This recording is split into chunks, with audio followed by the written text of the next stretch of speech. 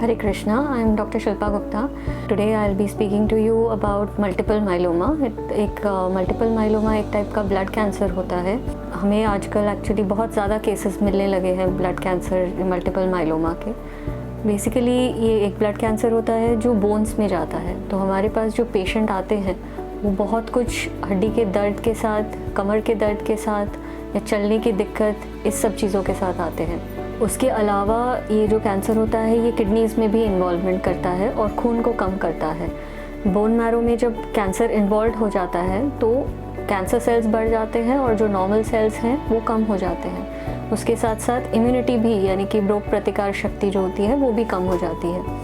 Kidney के involvement की वजह से क्रिएटिनिन, सीरम क्रिएटिनिन कई बार ज़्यादा बढ़ना शुरू हो जाता है. तो ये पेशेंट्स किडनी के इन्वॉल्वमेंट के साथ नेफ्रोलॉजिस्ट यानी किडनी स्पेशलिस्ट के पास भी जाते हैं, जिसके बाद फिर डायग्नोसिस या शक होने से हमारे पास आते हैं.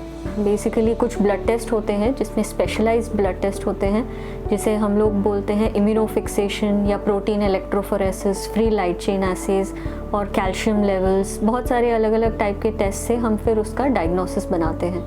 एक बार डायग्नोसिस शक हमें ज़्यादा लगता है तो उस केस में हम लोग फिर बोन मैरो भी करके देखते हैं और देखते हैं कि उसमें कैंसर के सेल्स कितने हैं. बोन इन्वॉल्वमेंट देखने के लिए या फिर और कहीं पे भी ये कैंसर इन्वॉल्व कर रहा है उसको देखने के लिए हम लोग एक स्कैन कराते हैं जिसे होल बॉडी पेट सीटी स्कैन कहा जाता है.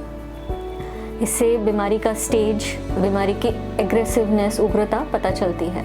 ये एक कंट्रोलेबल डिजीज़ है, इसलिए जिसको पता चलता है कैंसर के नाम से ही लोग यूजुअली घबरा जाते हैं. बट ये एक ऐसा कैंसर है जिसको with the help of chemotherapy drugs, कुछ ऐसी कीमोथेरेपी ड्रग्स जो आपको यूजुअल कीमोथेरेपी ड्रग्स के जैसा साइड इफ़ेक्ट्स भी नहीं देते, उनके हिसाब से कंट्रोल किया जा सकता है. कुछ ओरल मेडिकेशंस होते हैं, कुछ इंजेक्टेबल मेडिकेशंस होते हैं और मेजॉरिटी मेडिकेशंस यानी ज़्यादा से ज़्यादा ओपीडी बेसिस यानी बिना किसी एडमिशन के ये कीमोथेरेपी यूजुअली हम लोग इस हॉस्पिटल में देते हैं. एक और ट्रीटमेंट ऑप्शन जो इस बीमारी में हम लोग ऑफ़र करते हैं वो होता है बोन मैरो ट्रांसप्लांट. हर किसी को bone marrow transplant immediately offer नहीं किया जाता.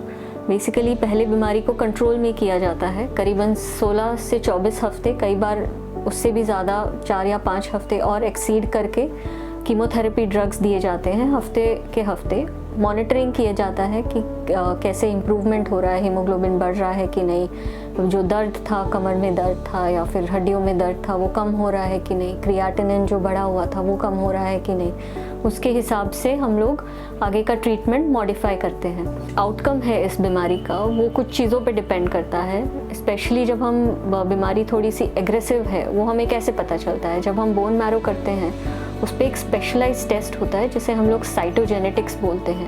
तो कुछ जेनेटिक मार्कर्स होते हैं जिनसे हमें पता चलता है whether this disease is good और बैड, यानी जो आगे जाके इस बीमारी के वापस आने के जो चांसेस हैं वो कितने हैं और कितनी जल्दी ये बीमारी वापस आएगी. पेशेंट की एज पे और कोमॉर्बिडिटीज़ यानी कि और क्या बीमारियां हैं, ब्लड प्रेशर है, डायबिटीज़ है और कुछ हार्ट की प्रॉब्लम है, उसके ऊपर भी इस चीज़ का आउटकम डिपेंड करता है.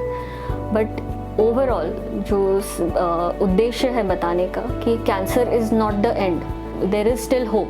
ये कैंसर में बहुत सारे ऐसे पेशेंट हैं जो 10 साल 20 साल तक भी नॉर्मल लाइफ ट्रीटमेंट करने के बाद, कुछ ट्रांसप्लांट करने के बाद नॉर्मल लाइफ जी सकते हैं.